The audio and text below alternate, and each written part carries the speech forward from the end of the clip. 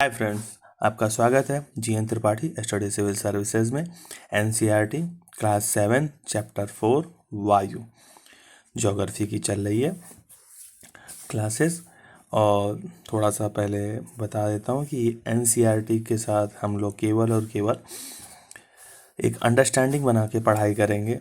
जैसा मैंने पहले भी कई बार बताया, रटने की कोई ज़रूरत नहीं है। मैं एक सीरीज़ लेके आऊँगा जिसमें चैप्टर में जो जो इम्पोर्टेंट है उसको लेके एक कंबाइन एनसीईआरटी में जो प्रीलिम्स के लिए इम्पोर्टेंट रहेगा वो फैक्ट आपको बता दूंगा। तो उसके लिए कोई टेंशन लेने की ज़रूरत नहीं है। आप केवल चैप्टर का अंडरस्टैंडिंग करिए कि वायु क्या चीज़ होता है, हमारी पृथ्वी के अंदर रॉक्स कैसे होते हैं, कैसे स्थल मंडल का निर्माण होता है, जलमंडल कैसे बनता है। ये सारी चीज़ें ज्योग्राफी का एक बेसिक अंडरस्टैंडिंग हो जाए, जिससे हम जब महेश बर्डवाल को पढ़ेंगे तो सारी चीज़ें क्लियर रहें पहले से ही। तो यहाँ पे नीले कलर के बॉक्स में लिखा हुआ है, कार्बन डाइऑक्साइड वायुमंडल में फैलकर पृथ्वी से विकृत ऊष्मा को पृथ्वी पर रोककर ग्रीन हाउस प्रभाव पैदा करती है, इसलिए इसे ग्रीन हाउस गैस भी कहते हैं। और इसके अभाव में धरती इतनी ठंडी हो जाती है कि इस पर रहना असंभव होता है। किंतु जब कारखानों एवं कार के धुएं से वायुमंडल में इसका स्तर बढ़ता है, तब इस ऊष्मा के द्वारा पृथ्वी का तापमान बढ़ता है। इसे भूमंडलीय तापन ग्लोबल वार्मिंग कहते हैं।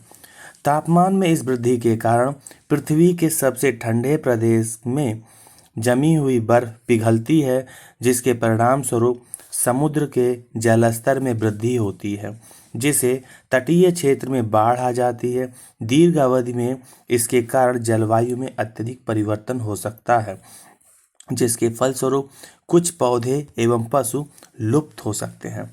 अब चैप्टर की स्टार्टिंग में ही इन्होंने बहुत कुछ क्लियर कर दिया कि देखिए, वायु में हर चीज़ ज़रूरी है। अक्सर हम लोग सुनते हैं ऑक्सीजन हमारे लिए बहुत इम्पोर्टेंट है, लेकिन कार्बन डाइऑक्साइड से भी जीवन असंभव है। अगर कार्बन डाइऑक्साइड डायरेक्ट प्रीलिम्स में क्वेश्चन पूछा जाता है कि ग्रीन हाउस गैस कौन सा है, तो कार्बन डाइऑक्साइड का फार्मूला CO2। ये ग्रीन हाउस डायरेक्ट पूछा जाता है ये क्वेश्चंस। तो कार्बन डाइऑक्साइड CO2 जिसको बोलते हैं, अगर ये धरती पे कार्बन डाइऑक्साइड मतलब है 0.03%, तो ये ठीक है। सूर्य से ये पृथ्वी की सतह है, ये सूरज भगवान है, ये रोशनी आ रही है, तो इससे जो ऊष्मा ये अवशोषित करती है, कार्बन डाइऑक्साइड यहाँ ये ऊष्मा को अवशोषित करके पृथ्वी के टेम्परेचर को बनाए रखते हैं। अन्यथा रात में पृथ्वी ठंडी हो जाएगी और इस पे जीवन असंभव हो जाएगा।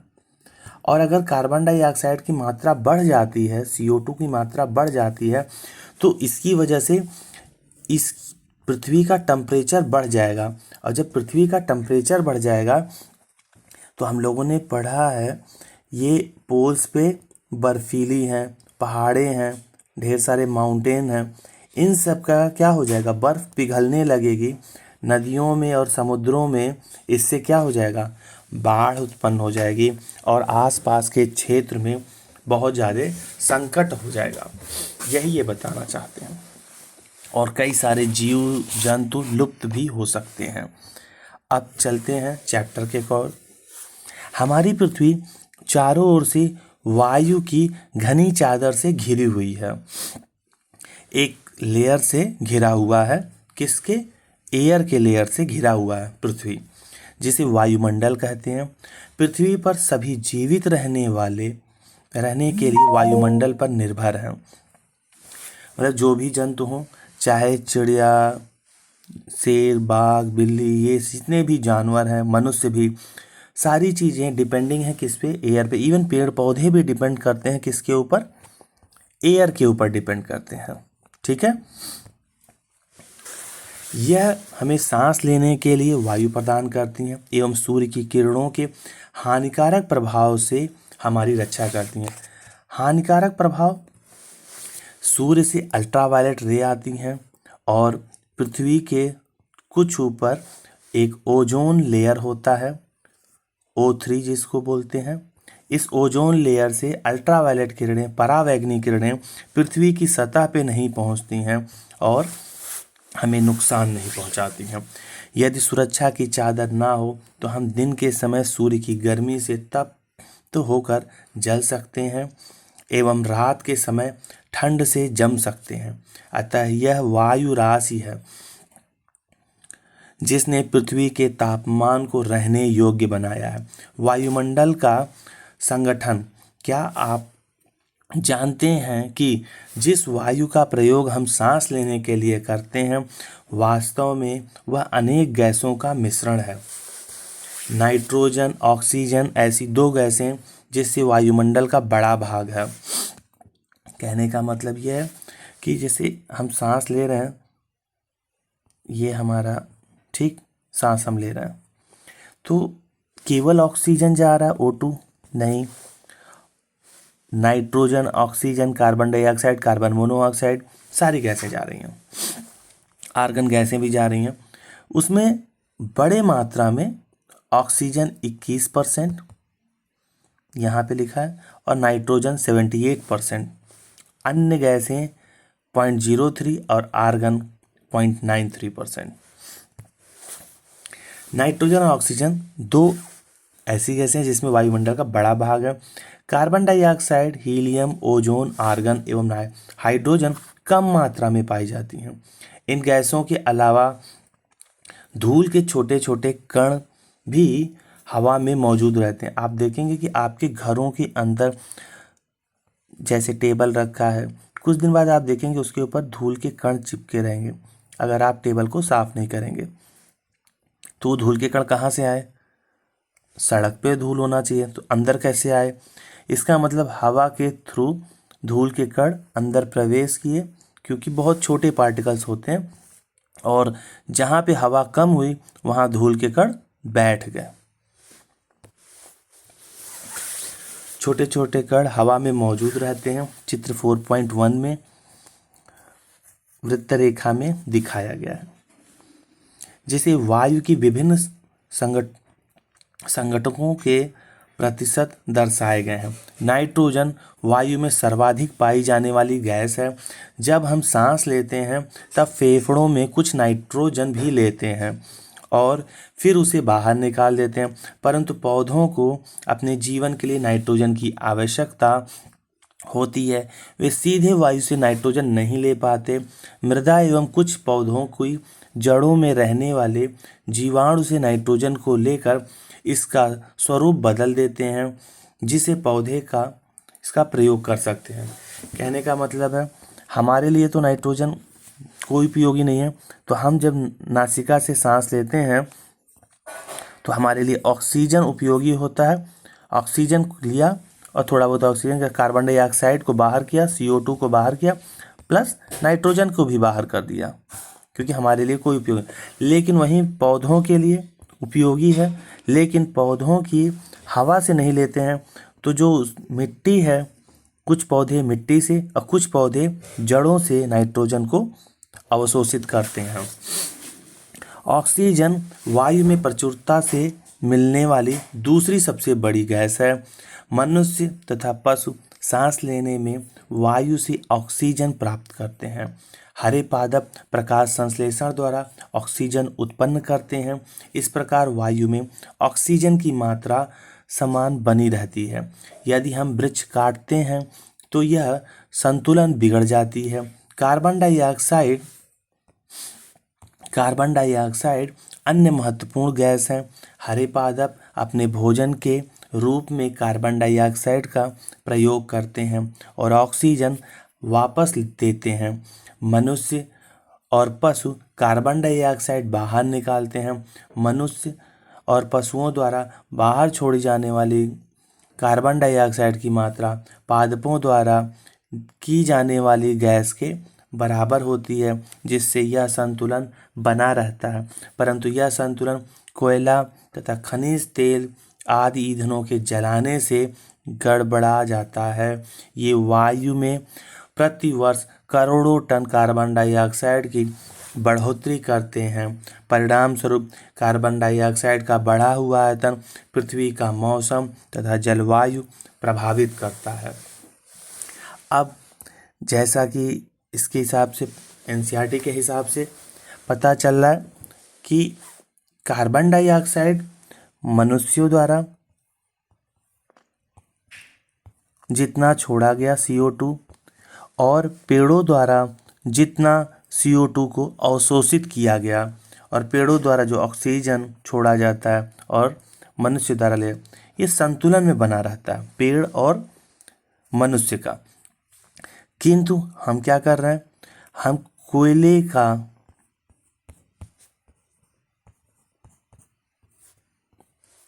कोयला, ईंधन, इन सभी से जो कार्बन डाइऑक्साइड या हानिकारक गैसें निकलती हैं, जिसकी वजह से वायु में प्रदूषण हो रहा है, उससे जो मौसम में और जलवायु में परिवर्तन हो, उससे प्रभावित हो रहा है। जब वायु गर्म होती है तो फैलती है, जब वायु गर्म होगी तो उसके मॉलिक्यूल्स दूर दूर होंगे और फैलेंगे।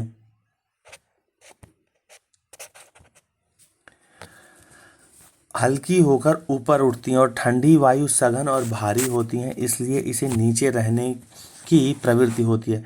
गर्म वायु के ऊपर उठने पर आसपास के क्षेत्रों में ठंडी वायु रिक्त स्थान को भरने के लिए वहां आ जाती है। इस प्रकार वायु चक्र चलता है। वायु चक्र कैसे चलता है? सपोज दैट ये हवा है, यहाँ टेम्परेचर बढ़ गया तो ये हवा ऊपर उठ गई, फिर यहाँ से ये इसके आसपास की जो ठंडी हवा है इस एरिया, क्योंकि हवा का एक मात्र भी ये भी चीज़ है खाली जगह को भर देना जल्दी जल्दी, फिर यहाँ भरेगी, फिर गर्म होगी, फिर ऊपर उठेगी और इस तरीके से वायु चलती है। हमेशा गर्म हवा ऊपर उठती है, गर्म हवा ऊपर उठती है इस तरीके से, और ठंडी हवा उसकी जगह ले लेती है और वायु ऐसे चलती है।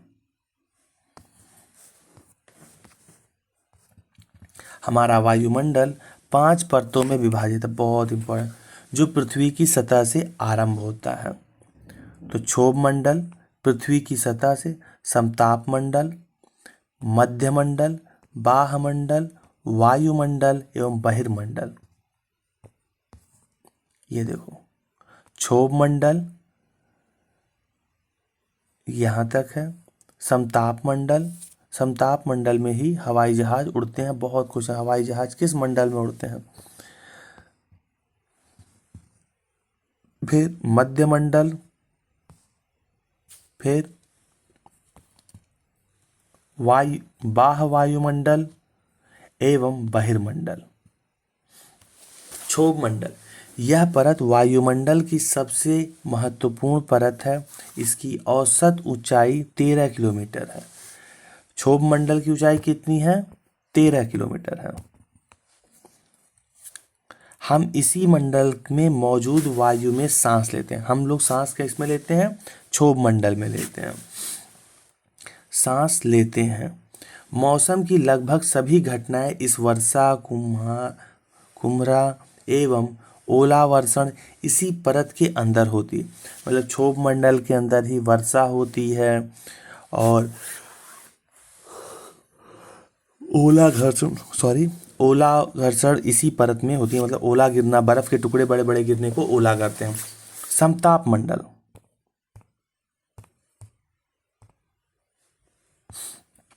क्षोभ मंडल के ऊपर का भाग समताप मंडल होता है। यह लगभग 50 किलोमीटर की ऊंचाई तक फैला है। यह परत बादल एवं मौसम संबंधी घटनाओं के लगभग मुक्त होती है। इसके फलस्वरूप यहाँ की परिस्थितियाँ हवाई जहाज उड़ाने के लिए आदर्श हैं। क्वेश्चन पूछा था हवाई जहाज उड़ाने के लिए कौन आदर्श है? समताप मंडल 50 किलोमीटर होता है, क्षोभ मंडल 13 किलोमीटर का होता है।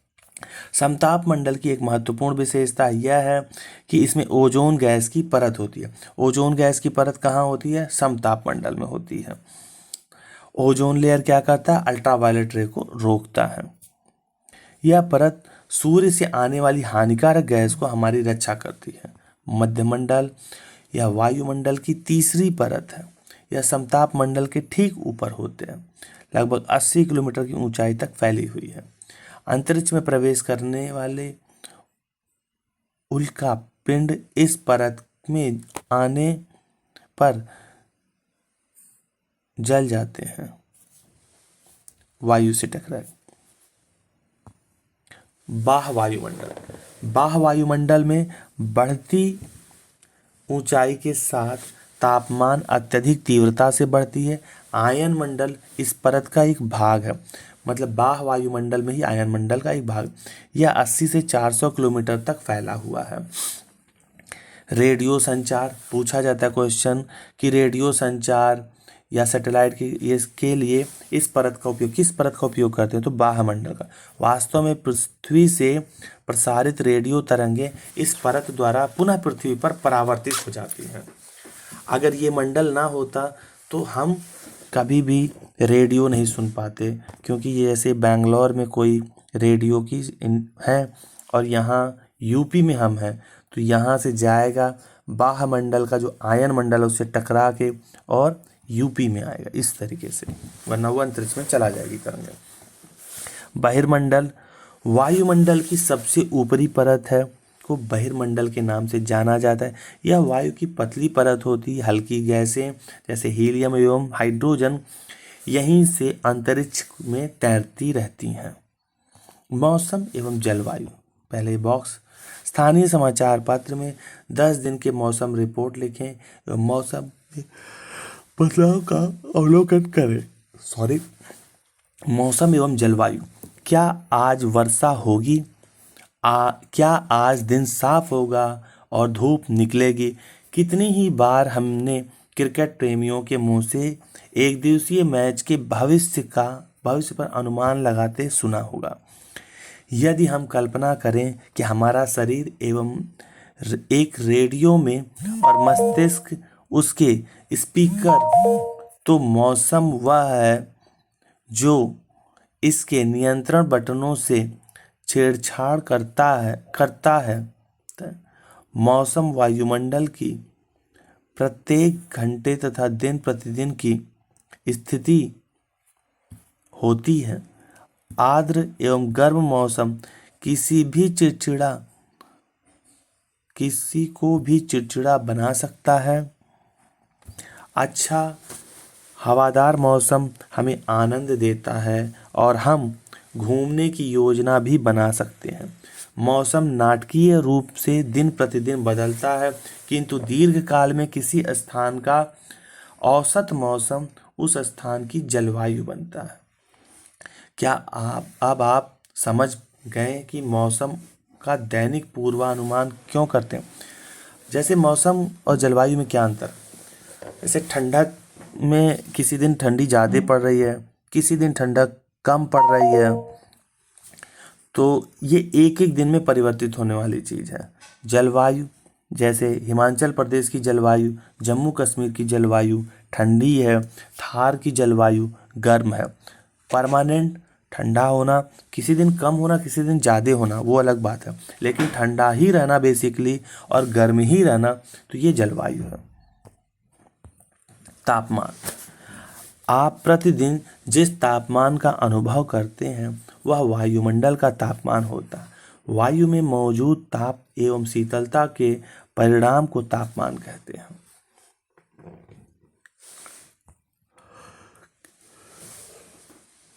क्या यह जानकर आपको आश्चर्य होगा कि पृथ्वी सूर्य की ऊर्जा के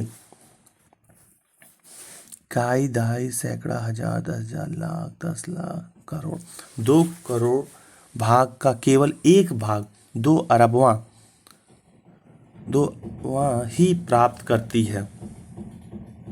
मतलब पृथ्वी जो ऊर्जा प्राप्त करती है वो केवल 2 अरबवां हिस्सा ही प्राप्त करती है, फिर भी इतना धूप होता है। तापमान। आप प्रतिदिन जिस तापमान का अनुभव करते हैं वह वायुमंडल का तापमान होता है। वायु में मौजूद ताप एवं शीतलता के परिणाम को तापमान कहते हैं। वायुमंडल का तापमान केवल दिन और रात में नहीं बदलता, बल्कि ऋतु के अनुसार भी बदलता है। शीत ऋतु की अपेक्षा ग्रीष्म ऋतु ज़्यादा गर्म होता है। अन्यथा आतपन यह महत्वपूर्ण कारक है जो तापमान के खिलाफ को प्रभावित करता है। सूर्य से आने वाली वह ऊर्जा जिसे पृथ्वी पर रोकी जाती है उसे अतापन कहते हैं। अतापन की मात्रा भूमध्य रेखा से ध्रुवों की ओर घटती है, इसलिए तापमान उसी प्रकार घटता जाता है।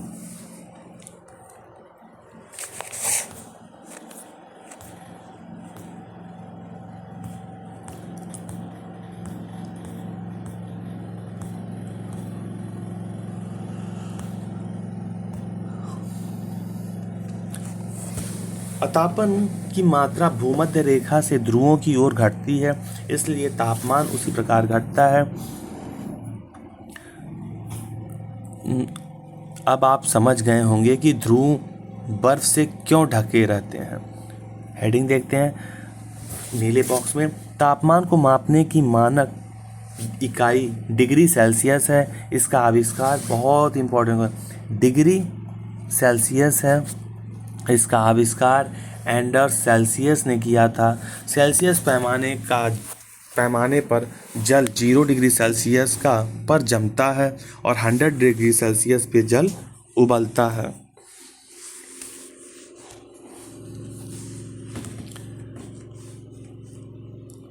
यदि पृथ्वी का तापमान अत्यधिक बढ़ जाता है तो यह इतनी गर्म हो जाएगी कि यहाँ कुछ फसलें नहीं उग सकेंगी। गांव की अपेक्षा नगरों का तापमान बहुत अधिक होता है। दिन के समय में एस्फाल्ट से बनी सड़कें एवं धातु और कंक्रीट से बनी भवनें गर्म हो जाती हैं।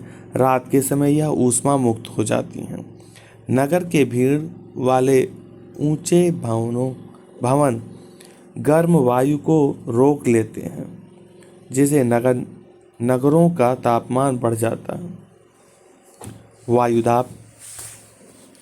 यह जानकर आपको आश्चर्य होगा कि वायु हमारे शरीर का उच्च दाब के साथ बल लगाती है, किंतु हम इसका अनुभव नहीं कर सकते। इसलिए होता है क्योंकि वायु का दाब हमारे ऊपर सभी दिशाओं में लगता है और हमारा शरीर विपरीत बल लगाता है। मतलब ये हमारा शरीर है,